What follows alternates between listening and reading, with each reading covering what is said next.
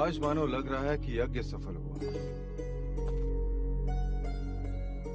आज कपिल वस्तु की आंखों में मैंने भावी सम्राट की छवि देख ली। प्रजा, तथास्तु। सच, आज का दिन बहुत ही शुभ है। सिद्धार्थ ने अपनी क्षत्रियता का प्रमाण दे दिया और 10 वर्ष पश्चात यशोधरा को देख के मन प्रसन्न हो गया। हाँ प्रजा, परंतु चिंता इस बात की है कि देवदाह लौटने के पश्चात राजा दंडपानी उसके साथ कैसा व्यवहार करेंगे। बिना उनकी आज्ञा लिए यहाँ जो आई है। कुछ नहीं होगा। पिता कितना भी कठोर हो, पुत्री के आगे झुक ही जाता है। क्यों? क्योंकि वो जानता है पुत्री पिता के यहाँ अतिथि होती है।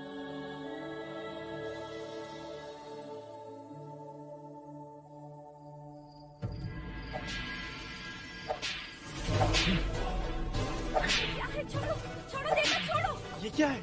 छोड़ो, छोड़ो देवदत्त, छोड़ो। ये क्या कर रही है? ये सब क्या है देवदत्त? एक पराजित योद्धा को दंड दे रहा हूँ। अपने मरते हुए अहंकार को जीवित रखने का प्रयत्न कर रहा हूँ। निराश न हो देवदत्त, और ये कोई अंतिम प्रतियोगिता नहीं है। आज सिद्धार्थ का भाग्य अच्छा था तो वो जीत गया, परंतु कल कुछ नहीं होगा पिताजी। कल एक भव्य शोभा यात्रा होगी। सब कुमारों के साथ मैं भी अश्व पर होऊंगा और रथ पे सवार होंगे युवराज सिद्धार्थ गौतम, और सब तरफ मेरी पराजय का शंखनाद होगा और कुछ नहीं। हृदय छोटा ना करो पुत्र, तुम्हारी पराजय में भी तुम्हारी विजय है। देने को आश्वासन अच्छा है पिताजी, किंतु इसमें मेरी कोई आस्था नहीं।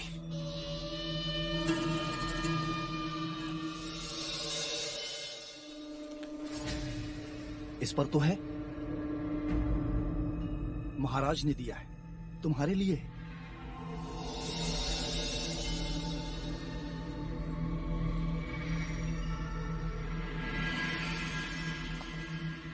संगीत उत्सव में तो तुम आए नहीं, परंतु महाराज ने मुझे स्वयं बुलाकर कहा कि मैं जानता हूं देवदत्त निराश होगा।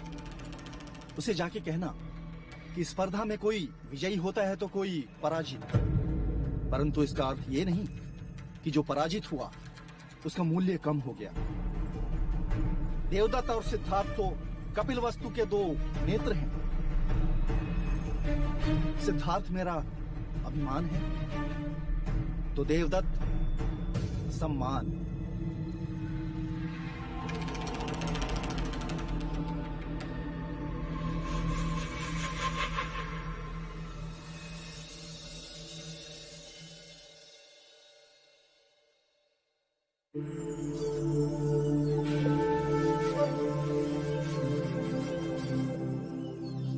मुझे वहाँ अकेला छोड़कर यहाँ क्या देख रहे हो? राजप्रसाद की सीमा। उसमें देखने जैसा क्या है? कल शोभा यात्रा होगी गोपा। कल प्रथम बार मैं राजप्रसाद की सीमा पार जाऊंगा। क्या तुम आज तक कभी राजप्रसाद के बाहर नहीं गए? नहीं। अर्थात राजप्रसाद के बाहर की सृष्टि के बारे में तुम जानते ही नहीं? जानता हूँ ना, गुरुओं से, वेदों से, उपनिषदों से, अतीत की कहानियों से, मन की आंखों से इस खूबसूरत सृष्टि को देखा है मैंने। पर कल प्रत्यक्ष अनुभव होगा। कल प्रथम बार नगर के द्वार मेरे लिए खुलेंगे। कल मैं अपनी प्रजा से मिलूंगा। मैं भी तुम्हारे साथ चलूंगी। अतिथि देवो भव।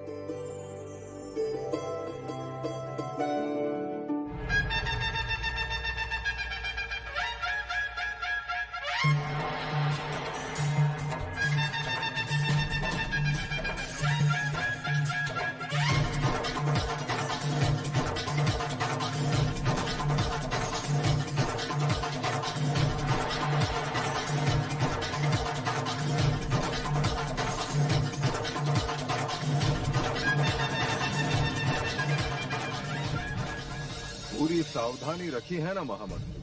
जी महाराज। युवराज सिद्धार्थ इस मार्ग से यात्रा करेंगे। वहाँ चारों ओर सुगंधित फूल, हंसते चेहरे और प्रसन्नता का संगीत होगा। चारों ओर युवा जगत ही दिखेगा। ऐसा कुछ नहीं होगा जिससे उन्हें दुख पहुंचे।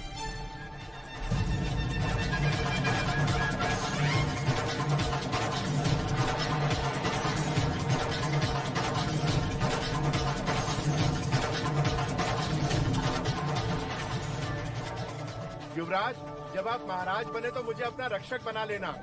सुना है कपिल वस्तु के लोग तुरंत अपने हृदय में किसी को नहीं बसाते, पर तुम तो अभी से इनके हृदय पर राज कर रहे हो।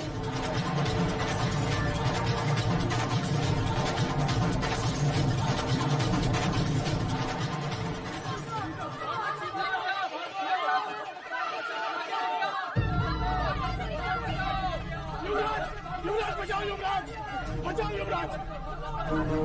क्या हुआ, क्यों चिल्ला रहे हो? राजा, हमारी बच्ची को चीता उठा कर ले गया। कब? बस थोड़ी देर पहले युवराज। तब तो निकट ही होगा। चलो चलो। युवराज, आप यात्रा छोड़कर नहीं जा सकते। ये समाचार सुन मैं रुक भी नहीं सकता। महाराज सुनेंगे तो अनर्थ हो जाएगा। आप चिंता न करिए, मैं और देवदास युवराज के साथ जाते हैं। आप राजप्रसाद जाइए। चल।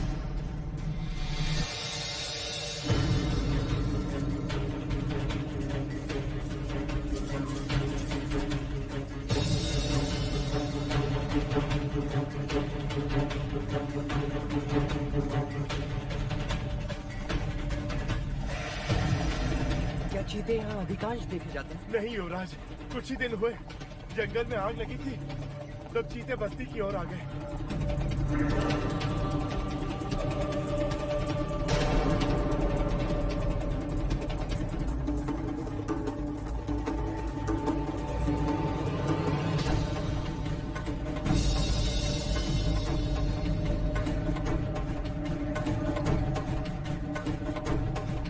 वो देखो, चीते के पंजों के निशान।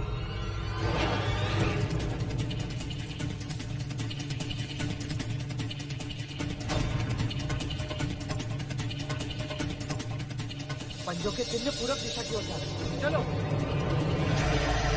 चीता अपने आखेट को दूर तक नहीं ले जा सकता, वो यही कहीं होगा। केवल एक बार दिखाई दे जाए, जीवित नहीं छोड़ूंगा उसे। नहीं जेठ, तुम उसकी हत्या नहीं करो, हम उसे जीवित पकड़ेंगे।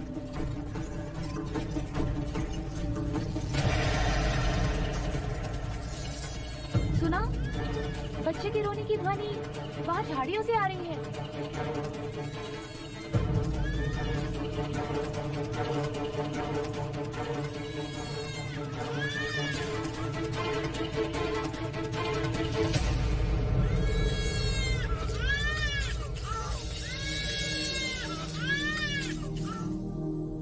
ये तो चमत्कार हो गया, बालक जीवित है। जीवित है, पर इसका रक्तस्राव रोकना पड़ेगा। इसे तुरंत ही वैद्यराज के पास पहुंचाना होगा। यशोधरा ठीक कहती है अनुज, तुम बच्चे को लेकर तुरंत निकलो। चीता अपना आखेट खोजता हुआ यहाँ अवश्य आएगा। आज मेरे हाथों उसकी मृत्यु। नहीं जेठ, तुम उसकी हत्या नहीं करो, तुम उसे जीवित पकड़ो। वचन दो मुझे, वचन दो ज्येष्ठ। ठीक है, नहीं करूंगा, किंतु इस समय तुम केवल बच्चे के बारे में सोचो, चीते के बारे में नहीं। जाओ।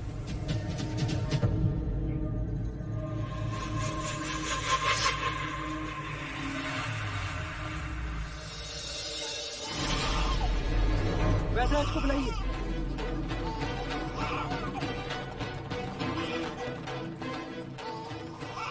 और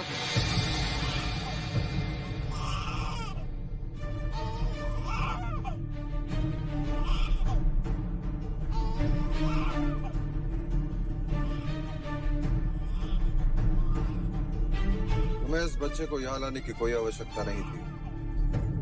किसी सैनिक के हाथों भेज दिया होता। बच्चे को घायल देख मैं अपने आप को रोक ना सका पिताजी। परंतु लोग क्या कहेंगे? प्रजा एक पराक्रमी राजा चाहती है, दयावान नहीं। प्रथम तो तुम्हें शोभा यात्रा छोड़कर जाना नहीं चाहिए था। यदि गए तो चीते के अखेट पर जाए। इस बच्चे को यहाँ लाने की क्या आवश्यकता थी? एक भावी सम्राट को हर शख्स अपनी छवि का ध्यान रखना चाहिए युवराज। प्रणाम महाराज।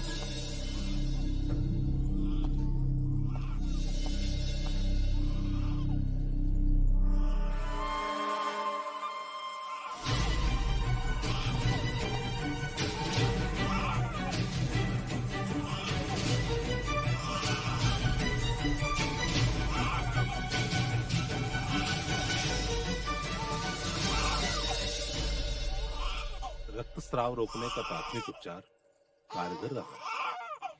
किसने किया है? यशोधरा ने। ईश्वर की कृपा से बहुत साधारण घाव आए हैं, शीघ्र ठीक हो।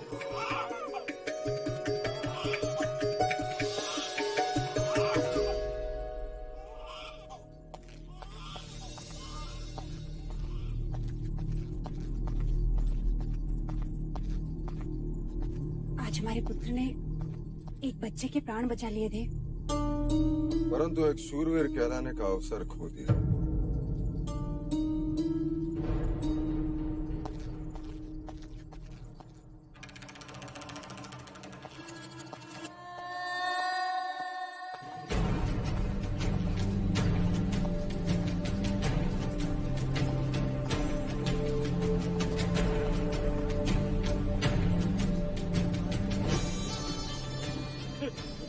आप जैसे युवराज पाकर धन्य हो गए युवराज, हम धन्य हो गए युवराज, धन्य हो गए।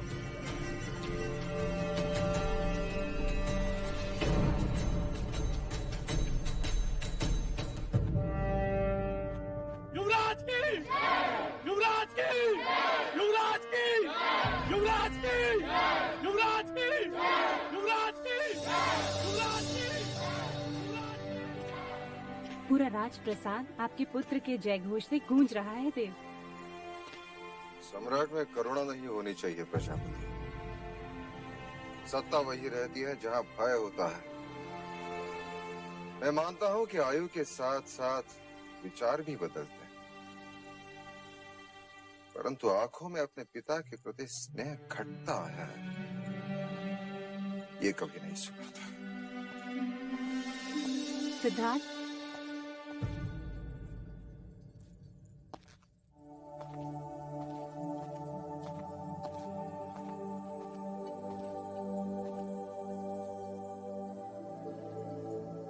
तुम अपने पिता से कितना स्नेह करते हो?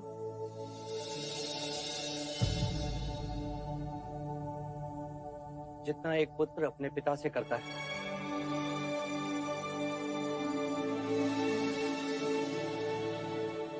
तुम उनके लिए क्या कर सकते हो?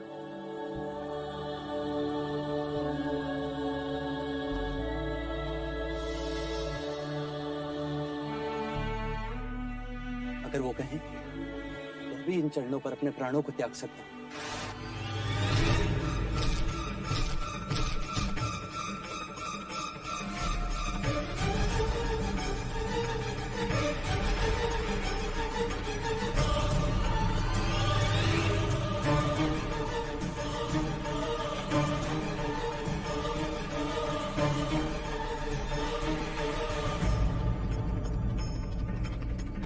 ये क्या है देवदत्त? उसी नरभक्षी का सर जिसने बालक पर आक्रमण किया।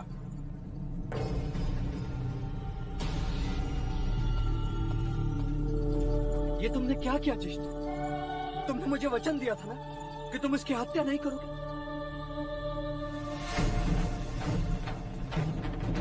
और काका, हमने प्रयत्न किया था सिद्धार्थ, परंतु वो भाग रहा था। ये तो देवदत्त की वीरता थी, नहीं तो वो हमारे हाथ से निकल जाता। तो क्या उसे जीवित नहीं पकड़ सकते थे? तो क्या होता उससे? हम उसे कहीं दूर जंगल में छोड़ा थे ताकि वो नरभक्षी किसी और के प्राण ले सके। वो नरभक्षी नहीं होते, हम उन्हें बनाते। उसने मनुष्य के बच्चे के प्राण लिए हैं। नहीं, वो बच्चा सुरक्षित है। और यदि उसकी मृत्यु हो जाती तो? मात्र शंका और एक प्राणी के जीवन को समाप्त कर दिया आपने। आखिर कहते हैं सिद्धार्थ, यदि मुझे संभवता लगे कि कल राज्य पाने के लिए तुम मेरी हत्या कर दोगे तो क्या अनुचित करूंगा? यदि मैं आज ही तुम्हारा वध कर दूं तो ज्येष्ठ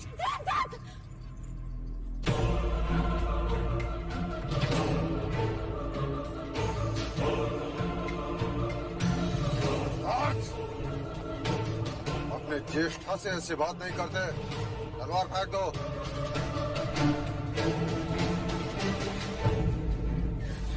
देवदत्त सत्य कह रहा है युवराज सिद्धार्थ।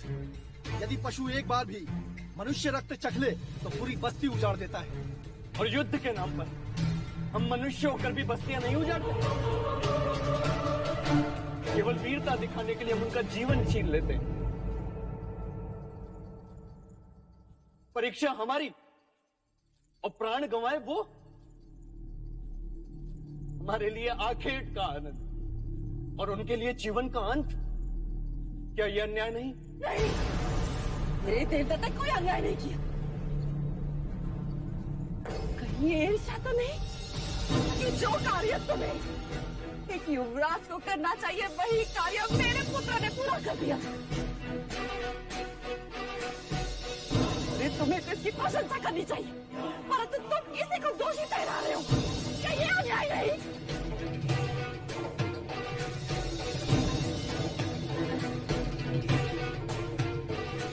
और तलवार फेंक दो यहाँ से, अभी के अभी चले जाओ।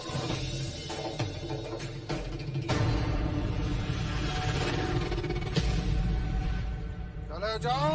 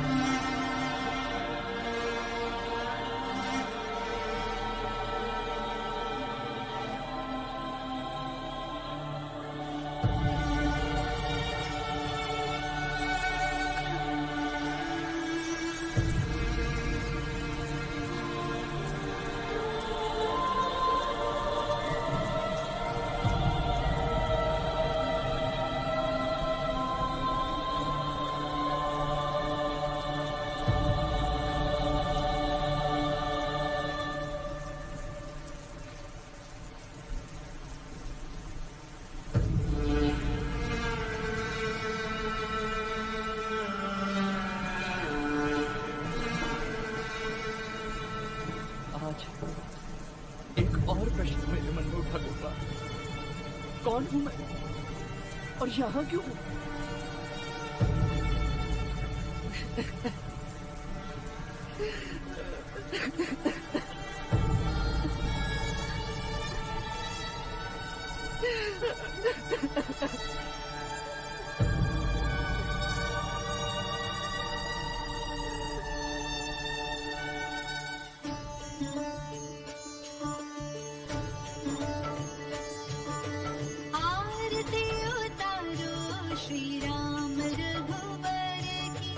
राम रघुवर की, श्री राम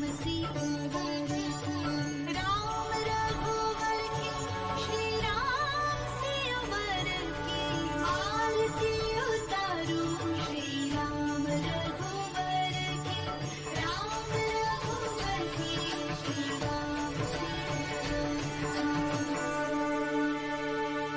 सियावर रामचंद्र की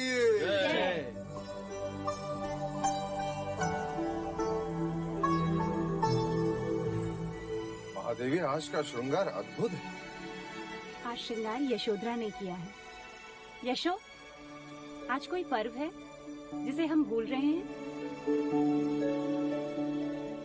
मुझे स्मरण नहीं, तुम ही बताओ आज क्या है? आज मैं अपने घर देवदा लौट रही हूँ बुआ।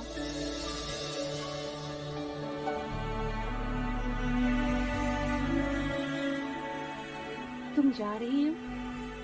अभी तो तुम्हें जी भर के देखा भी नहीं। और तुम कुछ दिन और रुको हमारे पास।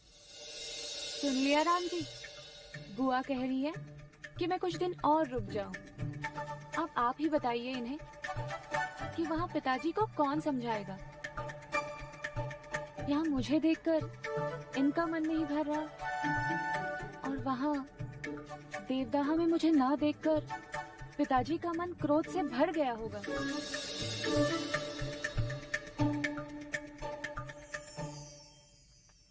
हम सभी यहाँ हैं। सिद्धार्थ कहाँ है? महादेवी, मैं गई थी उन्हें बुलाने, परंतु वो अपने कक्ष में नहीं है। मैंने राजप्रसाद में भी सब जगह उन्हें देखा, परंतु राजप्रसाद में नहीं है। तो फिर कहाँ है? कल रात वो प्रणाम करने भी मेरे कक्ष में नहीं आए। अनुज, आप चिंता न करें महादेवी, मैं अभी युवराज को ढूंढ लाता हूँ। हाँ हाँ महादेवी, आप चिंता न करें, युवराज मिल जाए। शयन कक्ष में ना हो तो आश्रम की कुटिया में हो, या फिर राज परिषद के छत पर हो सकते हैं, अथवा तालाब किनारे। नहीं, चन्ना के साथ अश्वशाला में बैठे, अथवा आचार्य कौंडिन्य के साथ ज्ञान गोष्ठी में बैठे हो। कल तो युवराज ने बड़ी ठिठोली की जब आचार्य अश्वपाल ने उनसे राजनीति सीखने की बात की, तो कहने लगे स्वार्थ के पाखंडी खेल का नाम राजनीति।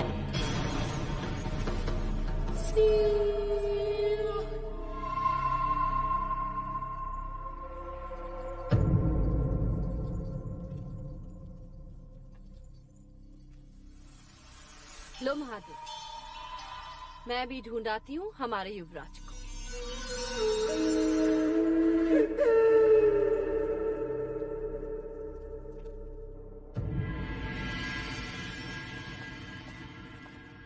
युवराज मिले? नहीं, सारा राजप्रसाद फिर से देख लिया। युवराज तो नहीं मिले, परंतु उनके कक्ष में।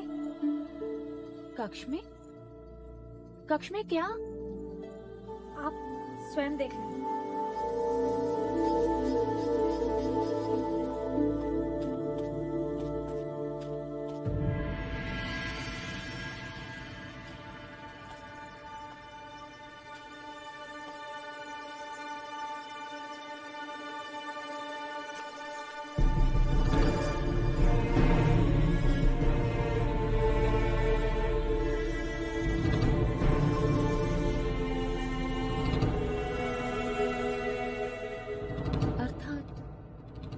तक उस जीव की पीड़ा को भूल नहीं पाए।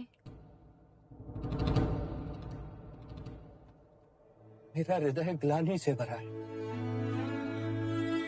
मुझे मेरी बात को समझ ही नहीं रहा। सब मेरी बात का विरोध कर रहे हैं। गुरुदेव, क्या ज्येष्ठ के कृत्य का विरोध करना अनुचित था? युवराज, जिस प्रकार हाथ की पांचों उंगलियां समान नहीं होती, उसी प्रकार मनुष्य की प्रकृति भी एक समान नहीं होती। तुम अहिंसा को मानते हो देवदत्त।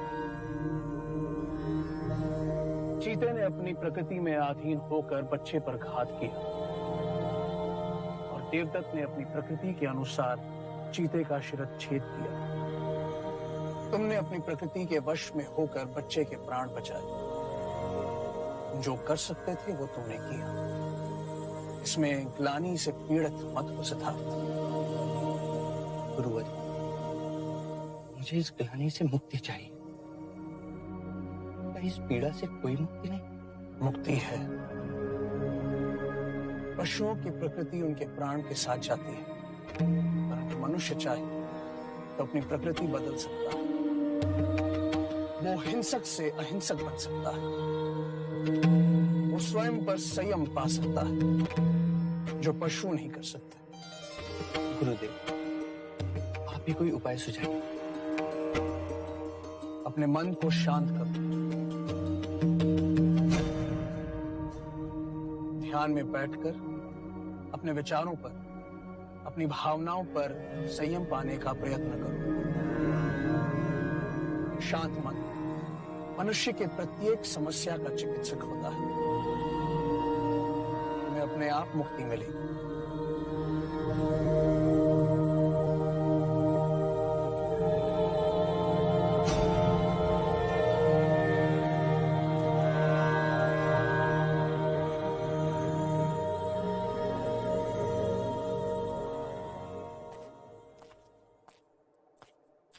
यशो, कहाँ चली गई थी मुझे छोड़ के? सिद्धार्थ को ढूंढने बुआ। उसे पता है कि आज मैं देवदाह लौट रही हूँ और बिना कुछ बताए चला गया। पिताजी से विरोध कर मैं उसकी परीक्षा में उसका उत्साह बढ़ाने चली आई, और वो है कि यदि वो युवराज है तो मैं भी राजकुमारी हूँ। अब जब तक वो मुझे देवदाह लेने नहीं आएगा, मैं भी कपिलवस्तु नहीं आऊंगी। आने दे सिद्धार्थ, आज मैं तेरी ओर से उसे डांटूंगी। फिर तो ठीक है ना? नहीं बुआ, जब वो आए उसे मेरी तरफ से बहुत प्रेम देना। कहना कि विदाई की बेला गोपा उसे बहुत स्मरण कर रही थी। प्रणाम महादेवी। अनुज, अमितोधन ने सिद्धार्थ को ढूंढ लिया? नहीं, अभी तक वो आए नहीं। मैं यहाँ यशोधरा को लेने आया हूँ। मार्ग बहुत लंबा है। यशोधरा हमें शीघ्र ही प्रस्थान करना होगा। रात होने से पहले हमें जंगल पार करना होगा। हाँ मजले मामा, मैं अभी आई।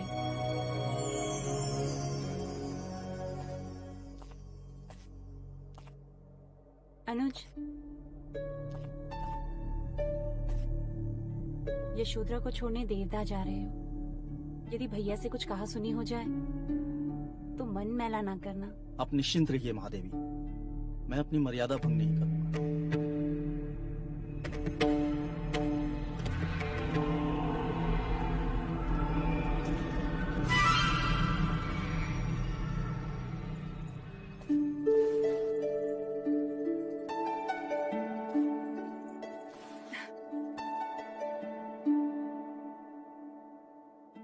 अमिता दीदी से कहना उनकी हंसी आज भी कपिलवस्तु में गूंज रही।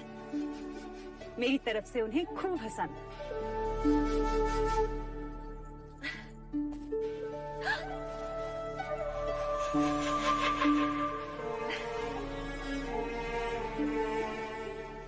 मैं भी चाह रही थी कि तुम कुछ और दिन रुक जाते। फिर देवदत्त तुम्हें देवता छोड़ा था। कह भी रहा था अभी तक तुम्हें यशोधरा से ठीक से मिला भी नहीं। अति शीघ्र आओ।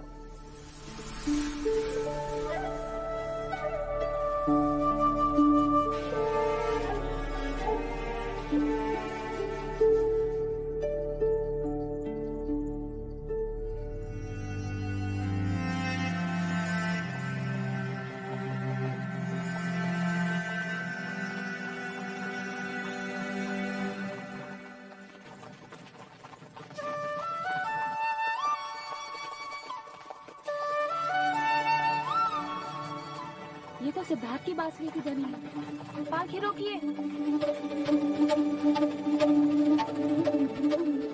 मछली मामा, लगता है सिद्धार्थ यहीं कहीं है। मैं उससे मिलकर अभी आती हूँ।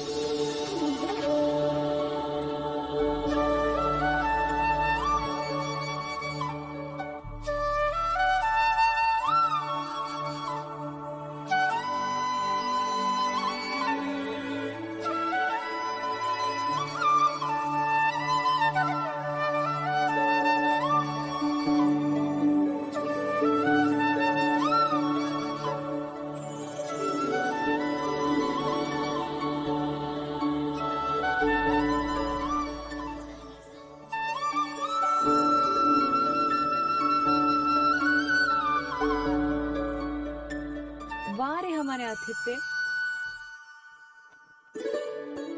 गोपा, तुम यहाँ? और यही प्रश्न मैं करूं, तुम यहाँ तो? वहाँ राजप्रसाद में सब तुम्हें ढूंढ रहे और तुम हो कि माना कि कोई डांटे तो बुरा लगता है, पर इसका अर्थ ये नहीं कि तुम सबसे रूठकर इस तरह वन प्राणी बन जाओ। ठीक है, मुझसे नहीं मिलना तो ना मिलो, वैसे भी मैं जा रही हूँ। 10 वर्षों के पश्चात आई हो, 10 दिन भी नहीं रुकोगी? रुक भी जाऊं तो करूंगी क्या? राजप्रसाद में तुम्हें ढूंढती फिरूंगी, और क्या करूंगी? मैं भी वही कर रहा हूँ। क्या? तुम किसे ढूंढ रहे हो? स्वयं को। लोग ईश्वर को ढूंढते हैं, और तुम स्वयं को? हाँ। यदि किसी दिन मुझे ईश्वर मिल गए और उन्होंने कहा, कौन हो तुम? तो क्या कहूंगा मैं, जब मैं स्वयं को नहीं जानता? तो जान लो, देख लो, मिल लो मेरी आंखों में स्वयं से।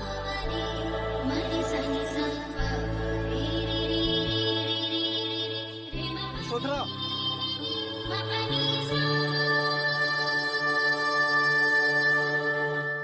तुम्हारे जाने का समय हो गया गोपा। जाने से पहले तुमसे एक बात कहनी थी सिद्धार्थ। क्या? यदि तुम बुरा ना मानो तो। मित्र मानता हूं मैं तुम, और तुम्हारे कहे पर बुरा मानने की दुष्टता मैं कैसे कर सकता हूँ? तो वचन दो, आज के पश्चात कभी ऐसा बर्ताव नहीं करोगे जिससे किसी को दुख पहुंचे। मामा महाराज नहीं चाहते कि तुम साधु सन्यासी की तरह ध्यान में बैठो, और बुआ ये नहीं चाहती कि तुम सबसे अलग अलग रहो, अकेले रहो। मैं कभी अकेला नहीं होता। प्रत्येक क्षण मेरे प्रश्न मेरे साथ होते हैं। ये प्रश्न ही तुम्हारी समस्या के जड़ हैं। हमारे देवदाह में एक गुरुजी आए थे, बड़ी अच्छी बात कही थी उन्होंने। जीवन को इतनी गंभीरता से ना जियो बालक, अन्यथा जीवन नीरस हो जाएगा। यशोधरा, और तुम भी द्रोणोदन काका के बुलावे को अनसुना ना करो बालिके, अन्यथा वो क्रोधित हो जाएंगे।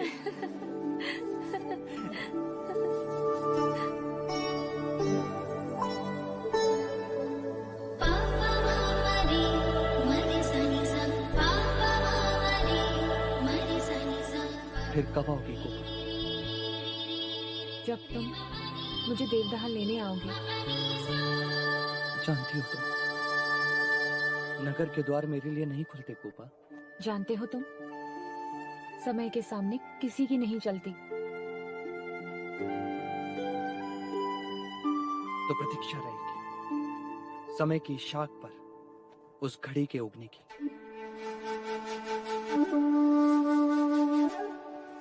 जाते जाते एक और बात कहनी थी सिद्धार्थ। जा रही हो तुम? हाँ, वो तो है। कहो। पिछली बार देवदाह जाते समय तुमने मुझे बीज दिए थे। सारा देवदाह फूलों से भर गया है, पर इस बार मेरी भेंट उधार रही।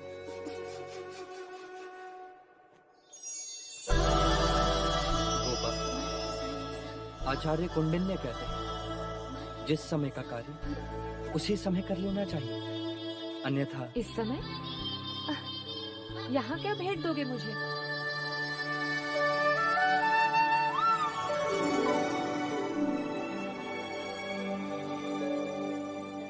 बीज दिए तो देवदाह फूलों से भर गया। बांसुरी दे रहा हूं, पूरा जीवन संगीत से भर जाएगा।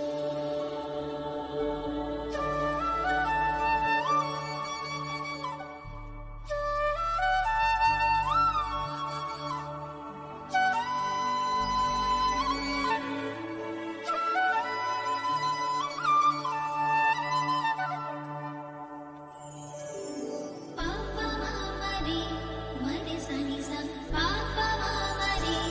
mari,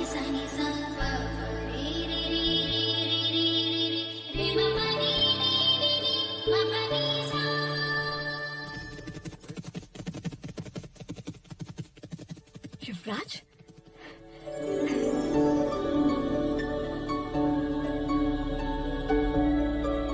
महादेवी, युवराज आ गए महादेवी।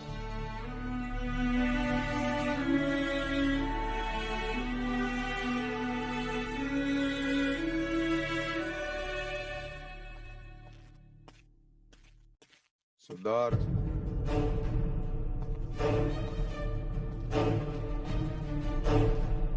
कहाँ से आ रहे हो?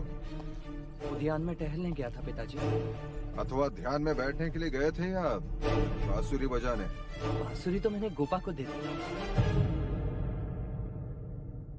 ये लो मेरी तलवार। मेरी इच्छा है मैं जब भी तुम्हें देखूं एक क्षत्रिय की तरह अपने शस्त्र के साथ देखूं।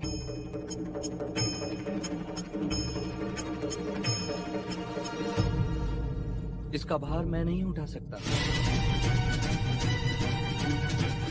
ये मत भूलो कि तुम एक क्षत्रिय हो। स्मरण है मुझे, मैं मनुष्य हूँ। क्षत्रिय शिक्षा मनुष्य को सम्राट बनाती है और तुम्हारी शिक्षा ने तुम्हें इतना निर्बल बना दिया है कि अपने पूर्वजों की तलवार का बोझ नहीं उठा सकते। और तुम्हारे कक्ष में चीते की मूर्ति का क्या अर्थ है? उसकी पीड़ा मेरे हृदय पर घात कर रही थी और मैं यहाँ उस पत्थर पर घात कर रही और मूर्ति बन गई। सिद्धार्थ, कर्म ऐसे करो जिसपे अभिमान हो, ना के। जी महादेवी, जाओ जाके भोजन का प्रबंध करो। युवराज ने सुबह से कुछ नहीं खाया। सिद्धार्थ, चाहो तो जाके स्नान कर लो।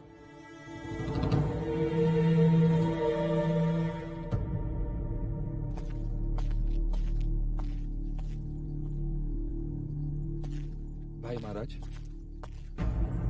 मैं कई दिनों से निरीक्षण कर रहा हूं। सिद्धार्थ की आचार्य कौंडिन्य के साथ घनिष्ठता बढ़ती जा रही है। ये उनकी संगत और शिक्षा का ही परिणाम है कि युवराज ध्यान के प्रति आकर्षित हो रहे हैं।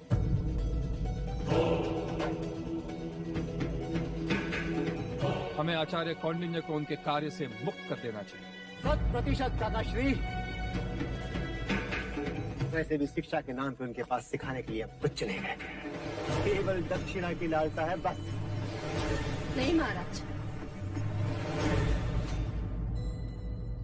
हमें ऐसा कुछ नहीं करना चाहिए। आचार्य कौंडिन्य कपिल वस्तु के सबसे बड़े बुद्धिजीवी हैं। उनकी संगत में रहकर सिद्धार्थ को सही मार्ग मिलेगा। उनके ज्ञान से हमें सिद्धार्थ को वंचित नहीं रखना चाहिए।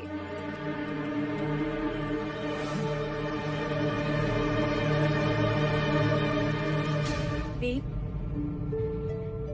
मंगला दीदी सच कह रही है। आचार्य कौंडिन्य से बड़ा ज्ञानी कपिल वस्तु में दूसरा कोई नहीं है।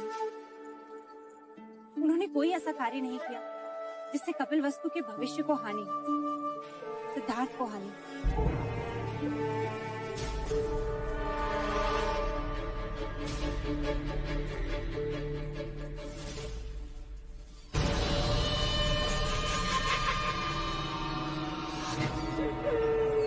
देवदत्त, आपको क्या आवश्यकता थी मजलिका की बात का विरोध करने की? मां, आप तो जानती हैं कि गुरुवर कौंडिन्य सिद्धार्थ के कितना निकट है और मुझसे कितने मतभेद हैं उनके। बचपन से लेकर आज तक हमेशा उन्होंने सिद्धार्थ का पक्ष लिया है, मुझसे केवल घृणा की है। और आज जब उनकी निवृत्ति की बात आई तो आपने